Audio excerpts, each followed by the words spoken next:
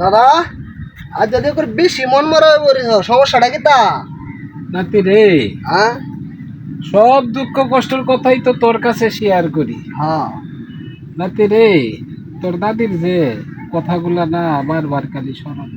ওই বুঝতো আরে রাইতে তোর দাদিরে পাওয়ার লিগা মনে বড় ইচ্ছা হয় যে দাদু, মনে বড় ইচ্ছা।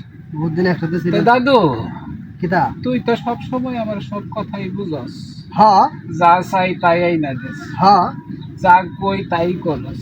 হ্যাঁ নাতি রে, হ্যাঁ তুই আমার একটা উপকার করস না রে? কি উপকার দাদা দাদা রে, কয় আমার কথা দিয়ে দাদা উপকার করবে। বুঝি আগে কি কোন পরে কথা দেই দাদা রে, দাদা রে, আমারে একটা সুন্দরী বউ আইনা দেস না রে দাদা, বড় শখ।